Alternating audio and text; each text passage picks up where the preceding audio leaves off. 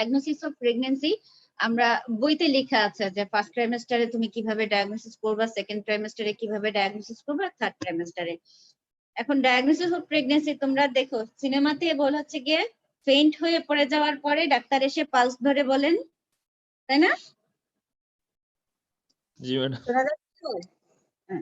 আমরা সেটা বলবো না, আমাদের কাছে ডায়াগনোসিস অফ হচ্ছে পেশেন্ট এসে কিছু কমপ্লেন বলবে, আমরা কিছু এক্সামিনেশন করে দেখব, কিছু ইনভেস্টিগেশন করে যদি লাগে ইনভেস্টিগেশন করব, তারপরে হচ্ছে কি আমরা ডায়াগনোসিস অফ প্রেগন্যান্সি করব। পেশেন্টের কমপ্লেন মানে সাবজেক্টিভ যে কমপ্লেন গুলা থাকবে সেই পেশেন্ট আমাদের কাছে যখন আসবে স্বাভাবিকভাবেই রিপ্রোডাক্টিভ এইজে যখন একজন মহিলা তার এমেনোরিয়া নিয়ে আসবে তখন প্রথম সাসপিশনটা আমরা করব প্রেগন্যান্সি। এই এমেনোরিয়াটা তোমার ইরেগুলার মেনস্ট্রুয়েশনের কারণে হতে পারে, অনেক যে কোনো কারণে হতে পারে, কিন্তু যখনই একটা পেশেন্ট রিপ্রোডাক্টিভ লাইফে এমেনোরিয়া নিয়ে আসে তখনই আমরা তাকে, আমি একটা ক্লাসে আছি, হ্যাঁ, তখনই আমরা তাকে প্রেগন্যান্সিটা আমাদের ফার্স্ট সাসপিশন থাকবে, তারপরে আমরা অন্য কিছু এক্সক্লুড করতে পারি যদি পেশেন্ট বলে, কিন্তু ফার্স্ট সাসপিশনটা প্রেগন্যান্সি। এর মধ্যে যদি পেশেন্ট আবার বলে she is a regularly menstruating woman, তাহলে আমরা অবশ্যই মনে করব যে এটা প্রেগন্যান্সি। এরপরে আরো আসতে পারে পেশেন্ট যখন আর্লি ট্রাইমেস্টারে প্লাসেন্টাল ফাংশন যখন শুরু হয়ে যায় তখন পেশেন্ট এসে বলে যে মর্নিং সিকনেস, এইভাবে তারা এটাকে বর্ণনা করে যে খাইতে পারি না, বমি বমি লাগে, গন্ধ লাগে, এরকম। মর্নিং সিকনেস মানে সকালে ঘুম থেকে ওঠার পরে পেশেন্ট খুব ডিসকমফোর্ট ফিল করে, নজিয়া, ভমিটিং, এগুলো একটা কমন কমপ্লেইন থাকে। এটা কেন হয়? যখন প্লাসেন্টা ফর্মেশন হওয়া শুরু হয় সেকেন্ড উইক অফ ডেভেলপমেন্টে, যখন ট্রফোব্লাস্টিক লেয়ার গুলা শুরু হয়, বিশেষ করে সিনসাইটোট্রফোব্লাস্ট, তখন বিটা-ইসিজি টা হচ্ছে সার্কুলেশনে চলে আসে। এই সার্কুলেশনে বিটা-ইসিজি আসলে পরে পেশেন্টের নজিয়া, ভমিটিংটা শুরু হয়। এটা হচ্ছে আমাদের second symptom, morning sickness, patient এসে বলবে। তারপরে কোনো পেশেন্ট এসে বলতে পারে যে I am a regularly menstruating woman, but this month I have a very scanty menstruation. এটা আসলে menstruation না, এটা implantation bleeding বা তোমার কি বলবো এই যে ডেসিডুয়াটা শেড আউট হচ্ছে, এই কারণে হতে পারে। এটা একটা স্ক্যান্টি মেনস্ট্রুয়েশনও একটা হিস্ট্রি দিতে পারে পেশেন্ট। এরপরে পেশেন্ট আর্লি ট্রাইমেস্টার এসে বলে যে ইনক্রিজ ফ্রিকোয়েন্সি অফ মিকচুরেশন। কেন সেটা হয়? যখন ইউটেরাসটা একটু এনলার্জ হয় তখন সেটা ব্লাডারের উপরে চাপ দেয়, ব্লাডারের উপরে চাপ দিয়ে যে প্রেশার ইফেক্টের জন্য ব্লাডারের ব্লাডার ইরিটেশন বলো বা ব্লাডারের ক্যাপাসিটি বলো কমে যায়, ইরিটেশন বেড়ে যায়, ক্যাপাসিটি কমে যায়, তখন পেশেন্ট এসে বলে যে ফ্রিকোয়েন্সিটা বেড়ে যায়। এছাড়া ব্লাডার ওয়ালে কনজেশন হয়, এসব কারণেও ইনক্রিজ ফ্রিকোয়েন্সি অফ মিকচুরেশন হয়। এগুলা আর্লি ট্রাইমেস্টারের সিমটম গুলা। আরো হতে পারে পেশেন্ট এসে বলতে পারে যে আমি তো এখন খুব সহজেই টায়ার্ড হয়ে যায়, মানে ইজি ফ্যাটিগেবিলিটিটা চলে আসে। আর আরেকটা জিনিস, প্রোজেস্টেরনের কারণে ব্রেস্টে একটু হেভিনেস বা ফুলনেস হতে পারে অথবা ট্রিকলিং হতে পারে, এগুলা পেশেন্টের কমপ্লেন। তাহলে amenorrhoea, morning sickness, increased frequency of micturition and breast heaviness, এগুলা হচ্ছে গিয়ে আর্লি সিমটম অফ প্রেগন্যান্সি। আমরা কি পাবো? আমি তো হিস্ট্রিতে এমেনোরিয়া পেয়েছি, আমি যখন পাবো তখন আমি একটা পেশেন্টের ব্রেস্টে চেঞ্জ পাবো, ব্রেস্ট কনজেশনের কারণে এন্ড ব্রেস্টের ল্যাকটেশনের জন্য তৈরি হচ্ছে, যেহেতু ব্রেস্ট এনলার্জমেন্ট হবে, ব্রেস্ট কনজেশন হবে আর্লি ট্রাইমেস্টারে, সেকেন্ড ট্রাইমেস্টারের কথা বলছি না, আর্লি ট্রাইমেস্টারে। এবং আর্লি ট্রাইমেস্টারে আমরা যখন পেশেন্টের এক্সামিনেশন করব, পারভেজানাল এক্সামিনেশন করলে তোমার অনেক সাইনই পাওয়া যায়, অ্যাবডোমিনাল এক্সামিনেশন করলে 12 উইকসে যে আমরা ইউটেরাসটা পালপেবল পাবো, এর আগ পর্যন্ত আমরা সাধারণত ইউটেরাসটা পালপেবল পাই না। 12 উইকসে যায় আমরা পেশেন্টের অ্যাবডোমিনালি ইউটেরাস পালপেবল পাই। আর পিবি করলে, আমরা পারভেজানাল এক্সামিনেশন করলে ইউটেরাসটা এনলার্জমেন্ট হলে স্বাভাবিকভাবে তোমরা তো আর পিবি করে ইউটেরাসের সাইজটা বুঝতে পারো না, বা আমি তোমাদেরকে আসলে এটা এক্সপ্লেইনও করতে পারবো না, কিন্তু যারা গাইনোকোলজিস্ট বা যারা ডাক্তার তাদের কাছে নর্মাল ইউটেরাসের একটা ফিলিংস আছে, একটা সাইজ আছে। যখন একটা পেশেন্ট প্রেগনেন্ট হয় তখন ইউটেরাস সার্ভিসটা সফট হয়, ইউটেরাস এনলার্জমেন্ট হয়, ইউটেরাইন আর্টারির পালসেশনটা বোঝা যায়। এগুলা হচ্ছে গিয়ে ইউটেরাসের চেঞ্জ আর্লি ট্রাইমেস্টারে। এখন আমাদের কাছে সবচেয়ে সহজ বা প্র্যাকটিস করা হয় যেটা মানুষ করে কিভাবে, এসব এক্সামিনেশনেও মানুষ ইয়া করে না, মানুষ নিজেরাই কি করে, আর্লি ট্রাইমেস্টারে যখন এমেনোরিয়া হয় তখন কি টেস্ট করে, ইউরিন ফর প্রেগন্যান্সি টেস্ট। সেখানে বিটা এসসিজি যদি থাকে, এটা একটা ইমিউনোলজিক্যাল টেস্ট, বিটা এসসিজি যদি প্রেজেন্ট থাকে তাহলে প্রেগন্যান্সি টেস্টের দুইটা লাইন পাওয়া যায়, নেগেটিভ হলে একটা লাইন পাওয়া যায়, পজিটিভ হলে দুইটা লাইন পাওয়া যায়। এটা হচ্ছে ইউরিন ফর প্রেগন্যান্সি টেস্ট, সবচেয়ে কমন এন্ড চিপ টেস্ট। এছাড়া আমরা যেটা করতে পারি আর্লি ট্রাইমেস্টারে ultrasonography of uterus and adnexa করতে পারি। সেখানে ইউটেরাসের ভেতরে যদি থাকে তাহলে জেস্টেশনাল এজ দেখা যায়, ফিটাল পোল দেখা যায়। আর যদি ইন্ট্রাইউটেরাইন না হয়ে এক্সট্রা ইউটেরাইন হয় তাহলে জেস্টেশনাল স্যাকটা আউটসাইড দ্য ইউটেরাস দেখা যায়, ইউটেরাসটা এমটি পাওয়া যায়। এটা হচ্ছে সোনোলজিক্যাল ফাইন্ডিংস। আরেকটা ফাইন্ডিংস ইমিউনোলজিক্যাল ফাইন্ডিংস, ব্লাডে বিটা এসসিজি দেখা। বিটা এসসিজি ব্লাডে যদি দেখি, এটা হচ্ছে কি সবচাইতে, তুমি যদি কোনো পেশেন্টের আর্লিয়েস্ট টাইমে ইনভেস্টিগেশন করে নিশ্চিত হতে যাও যে পেশেন্ট প্রেগনেন্ট, তাহলে সেটা হচ্ছে বিটা এসসিজি। যদিও এটা এক্সপেন্সিভ টেস্ট, এই জন্য আমরা করি না, আমরা চিপ টেস্টটাই করি সবচাইতে আগে, ইউরিন ফর প্রেগন্যান্সি টেস্ট। তাহলে বিটা এসসিজি হচ্ছে সবচাইতে আর্লিয়েস্ট ডায়াগনোসিস করা যায় বিটা এসসিজি দিয়ে। তাহলে আমরা ইনভেস্টিগেশনে কি কি করতে পারি ডায়াগনোসিসের জন্য, urine for PT, beta HCG and ultrasonography of uterus and adnexa. এটা আমাদের আর্লি ট্রাইমেস্টারে। সেকেন্ড ট্রাইমেস্টারে একটা কোশ্চেন ছিল ম্যাডাম। হ্যাঁ, করতে পারো ম্যাডাম। প্রেগন্যান্সিটা আলট্রাসোনোগ্রাফিতে ম্যাডাম মানে কখন আসবে ম্যাডাম? শুরুর দিকে আসবে নাকি কিছুদিন পরে আসবে ম্যাডাম? এটা as early as 5 weeks এ বোঝা যায়। সোনোলজিতে 5 weeks এই হচ্ছে গিয়ে তোমার জেস্টেশনাল স্যাক পাওয়া যায়। তো তবে হ্যাঁ, এখানে তুমি যে প্রশ্নটা করেছো, জেস্টেশনাল সেক পাওয়া যায়, ফিটাস আছে কিনা সেটা কখনো কখনো ডিলে হয়। এটা সাবজেক্টিভ একটা ইয়ে, যে কারো 5 weeks এই ফিটাল পোল চলে আসে, কারো 7 সপ্তাহে আসে, কারো হচ্ছে গিয়ে 9 সপ্তাহে আসে, এরকম। তো usually fetal pole 6 to 7 weeks এ চলে আসার কথা। জেস্টেশনাল স্যাক আমরা 5 weeks এ বুঝতে পারি, ফিটাল পোল 6 to 7 weeks এ কমনলি চলে আসে, কারো বেলা একটু ডিলে হয়, আর কারো আসেই না। যখন আসে না সেই কন্ডিশনটাকে আমরা কি বলি, ব্লাইটেড ওভাম, তাই না? এই ব্লাইটেড ওভামটা এক্সক্লুড করার জন্য আমরা ওয়েট করতে থাকি 12 উইকস পর্যন্ত। যদি দেখি 12 উইকস এর পরেও ফিটাল পোল আসতেছে না, তখন সেটাকে আমরা ব্লাইটেড ওভাম বলি। এটা একটা মানে প্রবলেম যখন পেশেন্টেরা আসে। পেশেন্ট অনেক সময় করে কি, 2 দিন মিস হয়ে যাওয়ার পরেই আলট্রাসোনোগ্রাফি করে চলে আসে। যারা খুব বেশি উৎসাহী পেশেন্ট, তখন কিন্তু আলট্রাসাউন্ড আমাদের নাও ইয়া করতে পারে, প্রেগনেন্সিকে ডিনাই করতে পারে। তখন শুধু বলতে পারে যে এন্ডোমেট্রিয়াল থিকনেসটা বেশি, ইয়া নাই। কিন্তু 5 weeks, as early as 5 weeks এ চলে আসে, কারো কারো বেলায় একটু ডিলে হয়, কারো 6 সপ্তাহে, কারো 7 সপ্তাহে আসে।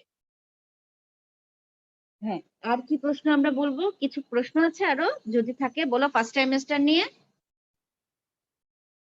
আর ম্যাডাম বিটা এসসিজি কি ম্যাডাম একদম শুরু থেকেই পজিটিভ আসবে ম্যাডাম? বিটা এসসিজি হচ্ছে গিয়ে সাধারণত ইউরিনে, মানে বিটা এসসিজিটা তো সিক্রেশন শুরু হয়ে গেছে যখন তোমার সেকেন্ড ট্রাইমেস্টারে, যখন সেকেন্ড উইকে যখন আমরা ঢুকি, সঙ্গে সঙ্গে বিটা এসসিজিটা প্রোডাকশন শুরু হয়ে যায়।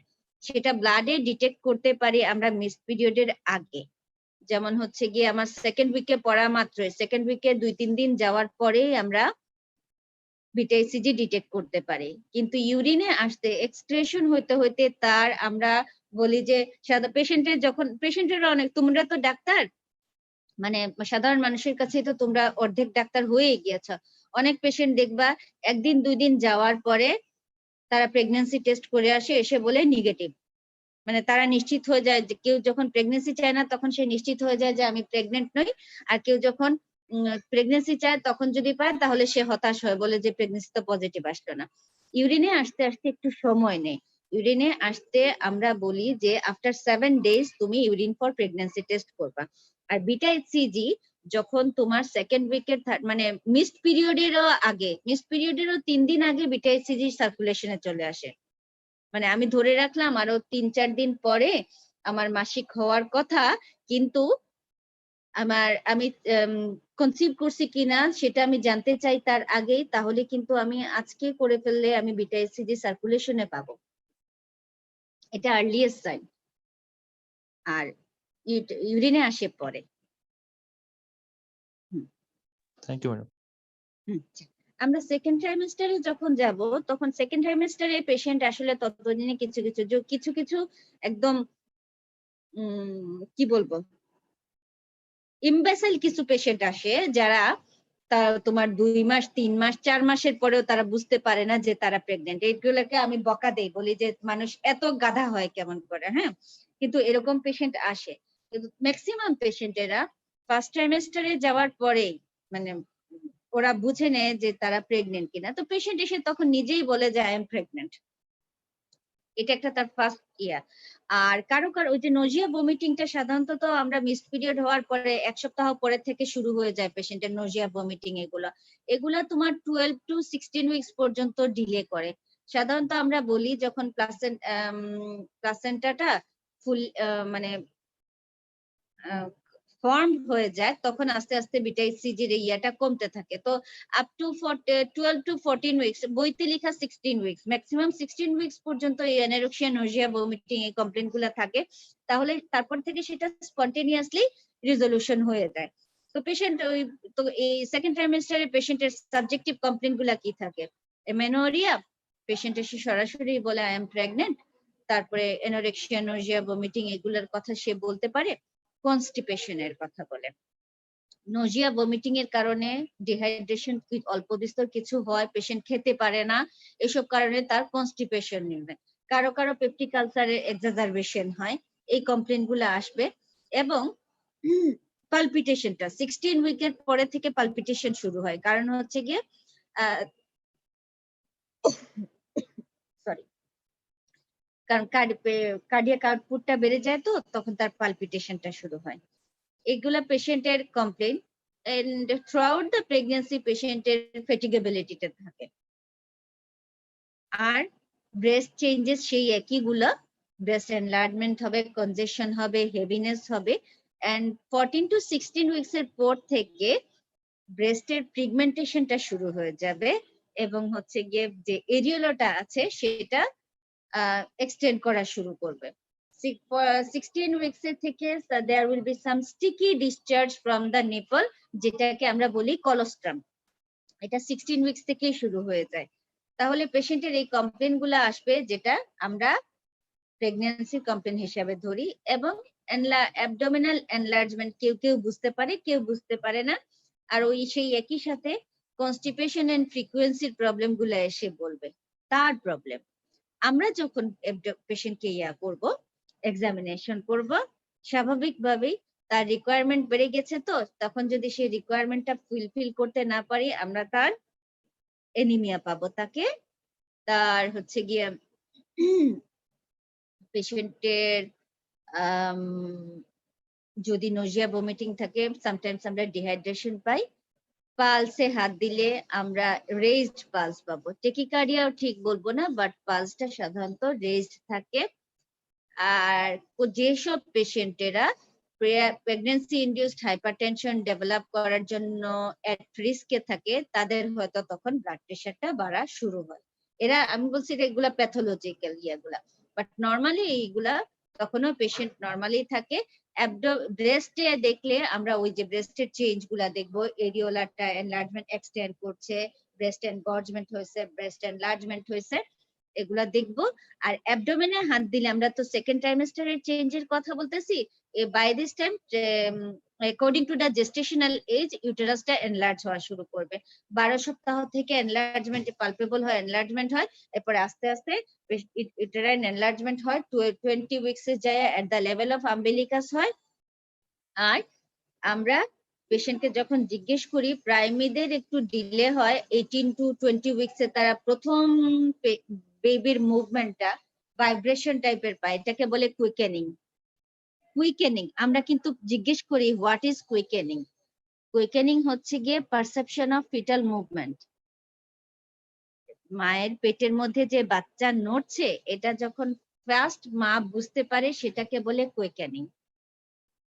আর মাল্টি যারা অলরেডি এর আগে একবার প্রেগন্যান্সিটা এক্সপিরিয়েন্স করেছে, তারা আর একটু আর্লি বুঝে, 16 to 18 উইকসে তারা আর্লি বুঝে। আর প্রাইমারি বুঝতে বুঝতে তারা যেহেতু আগে কখনো এই ব্যাপারে এক্সপিরিয়েন্স থাকে না, তাদের বুঝতে একটু দেরি হয়, 18 to 20 উইকসে তারা কুইকেনিংটা পায়। এটা আমাদের আরেকটা সিমটম। আর ইউটেরাসের enlargement according to gestational age আমরা পাবো, কারো বেলায় একটু কম হতে পারে, কারো বেলায় একটু বেশি হতে পারে।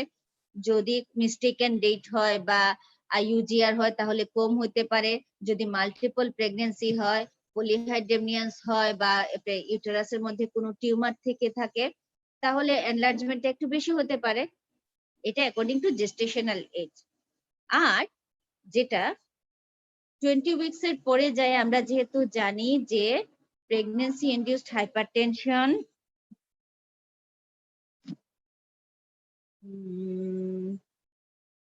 এটা কি রে?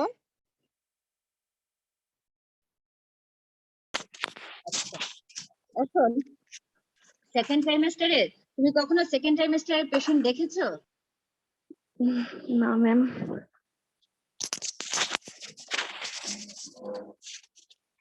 পেশেন্টদের মধ্যে কখনো সেকেন্ড ট্রাইমেস্টারের পেশেন্ট দেখেছো?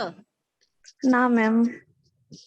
কি বলে রে? হ্যাঁ, কোনোদিন কোনো মহিলাকে প্রেগন্যান্ট দেখেনি?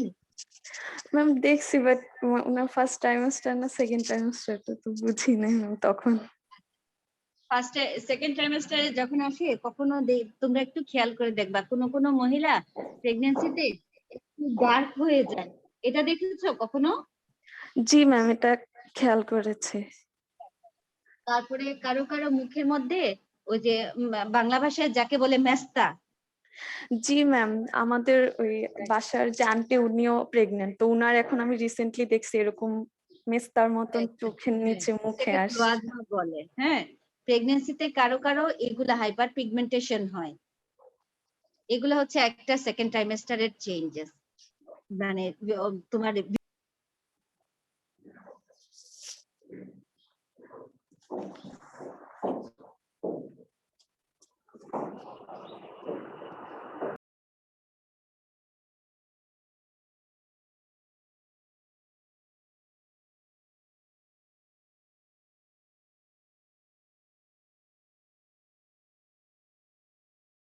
যখন দেখবো পেশেন্টকে সেকেন্ড ট্রাইমেস্টারে দেখে ক্লোয়াজমা দেখতে পারি পেশেন্টের। তারপরে হচ্ছে পেশেন্টের ইউটেরাইন এনলার্জমেন্ট হতে পারে, কোনো পেশেন্টের গেটটা চেঞ্জ হয়ে যায়, পেশেন্টের লর্ডোসিস হয়ে যায়। বুঝছো? এটা এটা এটা বুঝেছো কখনো পেশেন্টের? এটা কখনো বুঝতে পারছো তোমরা, পেশেন্টের যে লর্ডোসিস হয়? পেশেন্ট কিন্তু তখন এরকম না ম্যাম। করে বসে, হাঁটার সময় এরকম করে বসে, একটু ওয়ার্ডলিং গেট হয়, একটু এরকম মানে পাটা একটু অ্যাপার্ট হয়ে হাঁটতে থাকে। তখন তোমার আমার মতো পেশেন্ট দৌড়াইয়া কাজ করতে পারে না, স্বাভাবিকভাবে পেশেন্ট হেভি হয়ে যায়, তার ফ্যাটিগেবিলিটি থাকে, তখন সে লর্ডোসিস হয় এন্ড ওয়ার্ডলিং গেট হয়। এগুলো হচ্ছে সেকেন্ড ট্রাইমেস্টার থেকেই হওয়া শুরু করে। থার্ড ট্রাইমেস্টারে যায় একদম টার্মে যায় পেশেন্টের এটা সবচেয়ে ম্যাক্সিমাম হয়, কিন্তু সেকেন্ড ট্রাইমেস্টার থেকে সে তার শুরু হয়ে যায়। এখন সেকেন্ড ট্রাইমেস্টারে আমরা যখন ইনভেস্টিগেশন করব, আমরা বলেছি যে ডায়াগনোসিস করার জন্য ইউরিন ফর প্রেগন্যান্সি টেস্ট করা যেতে পারে। তুমি যদি করতে চাও বিটা এইচসিজি, সেখানেও এইচসিজি লেভেলটা বেশি আসবে, নন প্রেগনেন্টের চাইতে অনেক বেশি আসবে। এন্ড আমরা যেটা করি সেটা হচ্ছে গিয়ে ultrasonography of uterus of pregnancy profile. ultrasonography of pregnancy profile কেন বলতেছি, আবার শব্দটা বলি, ultrasonography of pregnancy profile। এই শব্দটা কেন বলছি? বারে বারে পরীক্ষার সময় তোমরা বলো আলট্রাসোনোগ্রাফি অফ হোল অ্যাবডোমেন অথবা আলট্রাসোনোগ্রাফি অফ ইউটেরাস এন্ড এডেনেক্সা। আমি যখন প্রেগন্যান্সি রিলেটেড জিনিস বাচ্চা দেখতে চাইবো বা এগুলা দেখতে চাইবো তখন অবশ্যই প্রেগন্যান্সি প্রোফাইল। পরীক্ষাতে তোমরা এটা বলো না, তখন তোমাদের ডিসক্রেডিট হয়, মার্ক কাটা যায়, বকা শুনতে হয়, যাই হোক খারাপ করতে হয়। তাহলে এই শব্দটা যেন তোমাদের মনে থাকে, ultrasonography of pregnancy profile. Second ট্রাইমেস্টারে আমরা এটা করব। আলট্রাসোনোগ্রাফি অফ প্রেগন্যান্সি প্রোফাইল করলে আমরা তো ডায়াগনোসিস তো করতে পারি যে পেশেন্ট ইজ প্রেগন্যান্ট, এটা কনফার্ম করলাম। আমরা এখানে ফিটাল হেড দেখতে পারি, ফিটালের ফিমার দেখতে পারি, অনেক কিছু। তাহলে এই ট্রাইমেস্টারে যদি আমি আলট্রাসোনোগ্রাফি করে ডায়াগনোসিস অফ প্রেগন্যান্সির সাথে সাথে আমি আর কি কি এখানে ইনফরমেশন পাবো? প্রথম কথা, আমি পেশেন্টের নাম্বার অফ ফিটাস দেখব। একটা ফিটাস না দুটা ফিটাস না তিনটা ফিটাস না চারটা না পাঁচটা না 10টা, হ্যাঁ যেটাই হোক দেখলাম। 2 নাম্বার হচ্ছে গিয়ে আমি ফিটাসটা অ্যালাইভ আছে না ডেড আছে। আলট্রাসোনোগ্রাফিতে কিন্তু ফিটাল হার্ট সাউন্ড বলে দেয়, ফিটাল মুভমেন্ট বলে দেয়। তারপরে আমি দেখব যে পেশেন্টের প্লাসেন্টা বা ফিটাসের প্লাসেন্টা কোথায় আছে, আপার সেগমেন্টে না লোয়ার সেগমেন্টে, এবং পেশেন্ট প্লাসেন্টাল ম্যাচুরিটিটা দেখা যায়। তারপরে আমি অ্যামনিওটিক ফ্লুইড ভলিউমটা দেখতে পাবো। এবং সেকেন্ড ট্রাইমেস্টারে যদি আমি আলট্রাসাউন্ড করি তাহলে গ্রস অ্যানাটমিক্যাল ডিফেক্ট যেগুলো আছে সেগুলো বুঝতে পারবো। আমি যদি 12 উইকসে করি তাহলে কিন্তু পেশেন্টের অ্যানাটমিক্যাল ডিফেক্ট যদি কিছু থেকে থাকে তাহলে সেগুলো বুঝতে পারবো না।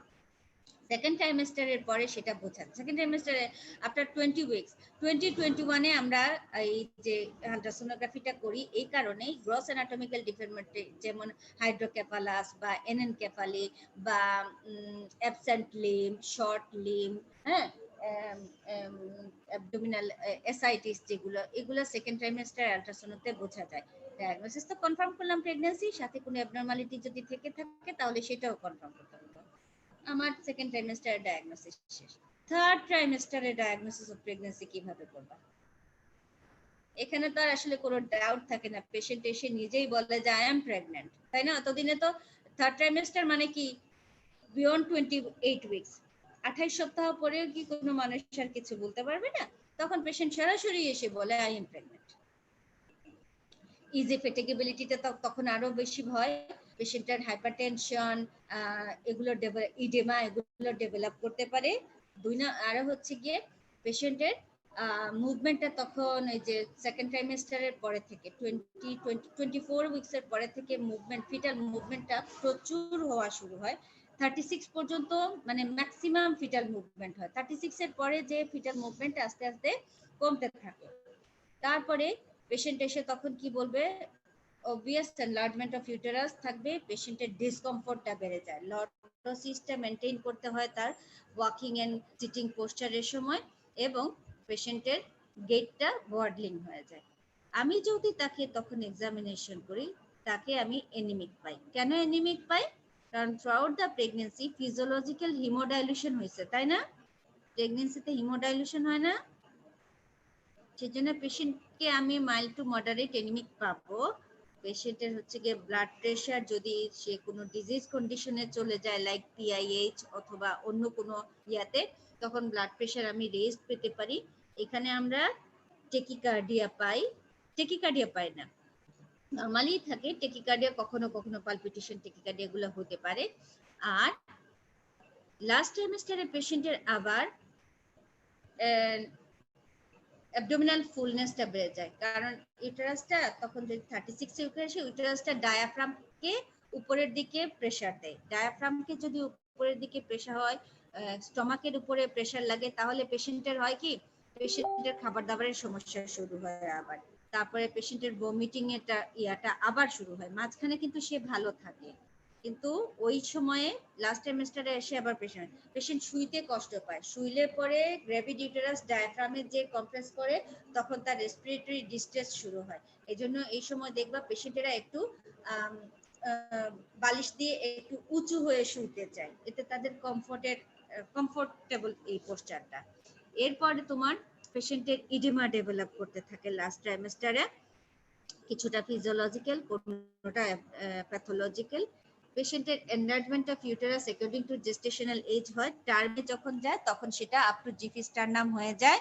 তারপরে অ্যাবডোমিনাল গার্থটা বাড়তে থাকে অ্যাকর্ডিং টু জেস্টেশনাল এজ, এবং আমরা যখন অ্যাবডোমেন এক্সামিনেশন করি তখন আমরা ফিটাল পোলটা বুঝতে পারি, ফিটাল মুভমেন্টটা বুঝতে পারি, এবং যখন স্টেতো দিব তখন ফিটাল হার্ট সাউন্ডটা আমরা ডিটেক্ট করতে পারি। এগুলো আমাকে বলে যে পেশেন্টের ডায়াগনোসিস, পেশেন্ট প্রেগনেন্ট এবং পেশেন্টের এত উইকস অফ জেস্টেশন চলছে। আমি যখন পারভেজেনাল এক্সামিনেশন করি তখন সার্ভিক্স হয়ে যায়, টার্মের দিকে যায় লেবারে গেলে হয়ে যাবে, টার্মের দিকে যায় সফট এন্ড ইফাস্ট হয়ে যায় প্রাইমারিদের বেলায়, মাল্টিদের বেলায় পরবর্তীকালে ইফাস্টমেন্ট হয়। এবং পরের লাস্ট ট্রাইমেস্টারের শেষের দিকে যখন পেশেন্ট একদম ফুল টার্ম হয়ে যায় তখন আবার তার ফ্রিকোয়েন্সি এন্ড কনস্টিপেশন হয়। কেন? তখন না এই যে এনগেজমেন্টটা হয়, মানে বাচ্চার মাথাটা যায় যখন পেলভিক ক্যাভিটিতে ঢুকে এনগেজ হয়ে যায় তখন ওইখানে তো ব্লাডার, সে আবার ব্লাডারের উপর চাপ সৃষ্টি করে, ব্লাডারের উপর চাপ সৃষ্টি করলে ব্লাডার কনজেশন এন্ড হচ্ছে গিয়ে প্রেসার ইফেক্টের কারণে পেশেন্টের ফ্রিকোয়েন্সিটা বেড়ে যায়, কনস্টিপেশনটা হয়। এই জন্য আমরা বলি যে লাস্ট ট্রাইমেস্টারে যায় পেশেন্টকে বারবার ব্লাডার এন্ড বাউল ইভাকুয়েট করতে এনকারেজ করি, পেশেন্টকে ম্যানেজ করতে দেয়।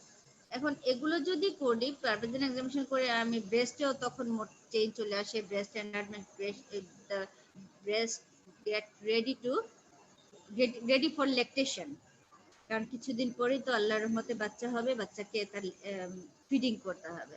ব্রেস্টটা তখন এনলার্জ হয়ে যায়, কলেস্ট্রামটা থাকে এবং এটার ম্যানেজমেন্টও আছে। তখন তুমি যখন রোগী দেখবা তখন রোগীকে আমরা কি বলি ম্যানেজমেন্টে, আমরা বলি যে ক্লিন রাখবা, কলেস্ট্রাম যেটা সিক্রেট হয় স্টিকি ডিসচার্জ, তো বলবা, আমরা বলবো যে ব্রেস্টের কেয়ার নিতে, ক্লিন রাখতে, ব্রেস্ট সাপোর্ট রাখতে। তারপরে আমরা যদি আমাদেরকে এখন যদি বলে যে ইনভেস্টিগেশন করে তুমি কি পাবা, সেই একই কথা। এখন আর ডায়াগনোসিসের জন্য আমাকে যদি কেউ বলে যে ইউরিন ফর প্রেগন্যান্সি টেস্ট করলে পজিটিভ পাবা না নেগেটিভ পাবা, আমি ডায়াগনোসিসের জন্য ইউরিন ফর পিটি করব না, কিন্তু কেউ যদি আমাকে জিজ্ঞেস করে যে পজিটিভ পাবা না নেগেটিভ পাবা, তখন আমি আনসার দিব পজিটিভ পাবো। বিটা এসিজি লেভেলও আমি রেস্ট পাবো, কারণ প্রেগন্যান্সি আমার চলছে। আমি ডায়াগনোসিস করার জন্য আমি আলট্রাসোনোগ্রাফি অফ প্রেগন্যান্সি প্রোফাইল করতে পারি, করে ফিটাস ডায়াগনোসিসও করব, ইভালুয়েশনও করব। এছাড়া আমি যদি এই সময় পেশেন্ট ম্যানেজমেন্টের জন্য বা ইভালুয়েশনের জন্য সিটিজি করি, কার্ডিওটোপোগ্রাফি যদি করি, তাহলে আমি এখানে ফিটাল হার্ট সাউন্ডও পাবো, ইউটেরাইন কন্ট্রাকশনটা পাবো, এটাও আমার একটা ডায়াগনস্টিক। এছাড়া আগের জামানায় কি করা হতো জানো? আগের জামানায় যখন আলট্রাসোনোগ্রাফি ছিল না বা কালার ডপলার ছিল না, এগুলো ছিল না, তখন কিন্তু এক্সরেও করা হতো। এক্সরেতে তখন ফিটাসের স্কাল বোঝা যাইত, ম্যাটারনাল পেলভিসের সাথে এক্সরে ফিটাল স্কালের রিলেশন, এটা দেখে অনেক সময় ক্যাফালোপেলভিক ডিসপ্রপোর্শন আছে কিনা এগুলা, বা number of fetus conjoint twin কিনা, এগুলো করা আগের জামানায় করা যাইতো। আমরা এখন ডায়াগনোসিসের জন্য এক্সরে করব না, কিন্তু ইটস এ ডায়াগনস্টিক টুল, যদিও আমরা করি না। তাহলে ডায়াগনোসিসের জন্য আমাদের এটাই। আর লাস্টলি তুমি ডায়াগনোসিস করবা কিভাবে পেশেন্ট যে প্রেগন্যান্ট ছিল? লাস্ট ট্রাইমেস্টারের শেষের দিকে কিভাবে একদম লাস্ট ডায়াগনোসিস বলো পেশেন্ট প্রেগন্যান্ট ছিল? পারবা কি বলতে? হ্যাঁ, ma'am delivery of the fetus. হ্যাঁ, যখন বাচ্চা ডেলিভারি হয়ে যাবে তখন তার মানে কি বলবো আমরা? অবভিয়াসলি পেশেন্ট প্রেগন্যান্ট ছিল, তাই না? আউটকাম দেখে আমরা বলবো পেশেন্ট প্রেগন্যান্ট ছিল। যাই হোক, আমাদের অতটুকু পর্যন্ত যাইতে হয় না, আমরা ফার্স্ট ট্রাইমেস্টারে প্রেগন্যান্সি ডিটেক্ট করতে পারি, কারণ প্রেগন্যান্সি ডিটেকশন করাটা খুব জরুরি হয়ে যায় ম্যানেজমেন্টের জন্য। তুমি এখন পেশেন্টকে, একটা পেশেন্ট যদি কোনো কমপ্লেন নিয়ে আসে, তাহলে সে প্রেগন্যান্ট কিনা এটা জেনে আমরা তাকে তার জন্য যে সেফ ড্রাগ আছে সেটা দিব। প্রেগন্যান্সির সাথে যখন পিভি ব্লিডিং নিয়ে আসে, এটা মিনিস্ট্রাল ব্লাড লস না অন্য কোনো ব্লাড লস, না একটোপিকের জন্য ব্লাড লস, না অ্যাবর্শনের জন্য ব্লাড লস, এটাও আমাকে ডায়াগনোসিস করতে হবে। তার মানে একটা পেশেন্টের যখনই আমরা মানে মাথায় করব, যে চিন্তা করব যে প্রেগন্যান্সিটা এক্সক্লুড করব বা প্রেগনেন্ট কিনা এই জিনিসটা জানতে চাইবো, তখনই আমাকে ডায়াগনোসিস করার জন্য এইসব complain, chief complaints and clinical examination and investigation, এই 3টা মেজার নিয়ে আমাকে প্রেগন্যান্সি ডায়াগনোসিস করতে হবে, প্রেগন্যান্সি ডেটিং করতে হবে এবং প্রেগন্যান্সি ম্যানেজ করতে হবে। এবার বলো তোমাদের প্রশ্ন, আমি আনসার দেই। হ্যাঁ, প্রশ্ন বলো। ম্যাম, লাস্ট যে প্রশ্নটা করলেন যে থার্ড ট্রাইমেস্টারে আমি কিভাবে বুঝবো যে প্রেগনেন্ট, মানে এমন কি কখনো হবে যে থার্ড ট্রাইমেস্টার পর্যন্ত চলে গেছে কিন্তু স্টিল আনডিটেক্টেবল যে পেশেন্ট প্রেগনেন্ট নাকি? মানে এটা beta HCG, urine for pregnancy test, এটা করে আমরা ফার্স্টেই পেয়ে যাব না? সেটাই তো আমি তোমাদেরকে কি বললাম, তোমাদের কাছে যখন আসবে তখন তো তুমি ডিটেক্ট করতে পারবা, কিন্তু পেশেন্ট যদি আসে, হ্যাঁ, এমন এমন কখনো পেশেন্ট আসছে যে পুরা 6 মাস যাবত তার সাইক্লিক্যাল ব্লিডিং হয়ে যাচ্ছে পেশেন্ট, সাইক্লিক্যাল ব্লিডিং হয় পেশেন্টের, হচ্ছে প্রতি মাসে মাসে হচ্ছে, এরকম কিন্তু আসে, এরকম মানে একদম যে অ্যাবসলিউটলি অ্যাবসার্ড এই কথাটা আমরা বলবো না। এরকম পেশেন্ট আসে যে আমার তো প্রত্যেক মাসে মাসেই মাসিক হচ্ছে, গত 6 মাস ধরে তো প্রত্যেক মাসেই মাসিক হচ্ছে, কিন্তু এখন পেটটা বড় হয়ে যাচ্ছে কেন জানি, এই কমপ্লেইন নিয়ে পেশেন্ট আসে। আমরা ক্লিনিক্যাল এক্সামিনেশন করে দেখলাম যে ইউটেরাইন এনলার্জমেন্ট। ইউটেরাইন এনলার্জমেন্ট কি কি কারণে হয়? যে কয়টা কারণে হয় তার মধ্যে প্রথম কারণটাই তো হচ্ছে প্রেগন্যান্সি। তো প্রেগন্যান্সি যখন করতে গেলাম, দেখতে গেলাম, যে ইনভেস্টিগেশন করে দেখলাম যে পেশেন্ট ওয়াজ প্রেগন্যান্ট। তাহলে আনডিটেক্টেড যে প্রেগন্যান্সি থাকে না, এটা আমরা বলতে পারি না, কিন্তু আমি বললাম না, কিছু কিছু মানুষ আছে ইমবেসাইল মানুষ, 4-5 মাস পরেও পেশেন্ট বলতে পারে না সে প্রেগন্যান্ট কিনা, কিন্তু ম্যাক্সিমাম মানুষেরাই যখনই মিসড পিরিয়ড হয়ে যায় বা এমেনোরিয়া ডেভেলপ করে, তখনই তারা নিজেরা ইউরিন ফর প্রেগন্যান্সি টেস্ট করে অথবা কোনো ডাক্তারের শরণাপন্ন হয়ে ওরা প্রেগন্যান্সিটা ডায়াগনোসিস করে ফেলে। আবার তোমাকে আমি আরেকটা যদি ইনসিডেন্সের কথা বলি, আল্লাহ আমাদের সময় নাই, আমরা কি এরপরে ক্লাস আছে রে? জি ম্যাম। কার ক্লাস আছে? কি ক্লাস আছে? অপথলমোলজি। অপথলমোলজি। যে লাস্ট একটা কথা বলে যে আমাদের কথা বলার সেমন সময় নাই, 11:59 বাজে। একটা কথা বলে যাই, সিউডোসায়াসিস বলে একটা ব্যাপার আছে। সিউডোসায়াসিস মানে পেশেন্ট ইজ নট প্রেগন্যান্ট, কিন্তু সাইকোলজিক্যালি সে মনে করে আমি প্রেগন্যান্ট, তখন তার পোস্টার, তার এই যে সব এই সিমটম গুলা সবগুলো চলে আসে, বুঝছো? যে পেশেন্ট অ্যানোরেক্সিয়া, নোজিয়া, এমেনোরিয়া ডেভেলপ করে, তারপর পেশেন্ট যখন হাঁটে তখন মনে হয় পেশেন্টের অ্যাবডোমিনাল এনলার্জমেন্ট হয়ে গেছে, পেশেন্ট হাঁটতে পারে না, এটাকে বলে সিউডোসায়াসিস। এটা একটা সাইকোলজিক্যাল পেশেন্ট মনে করে আমি প্রেগন্যান্ট। তা এখন তোমার কাছে যদি এই পেশেন্ট আসে, এসে বলে যে আমি প্রেগন্যান্ট, আমার গত 9 মাস যাবত এমেনোরিয়া, আমার বাচ্চা মুভমেন্ট করছে, যে বললাম সাইকোলজিক্যাল মুভমেন্ট, অ্যাবডোমেনে হাত দিলে পেশেন্ট এমন টট করে থাকে অ্যাবডোমেন যে তুমি ইউটেরাইসের সাইজ শেপ তোমার বুঝতে পারা যায় না। এরকম ইনসিডেন্টসও আমরা পেয়েছি।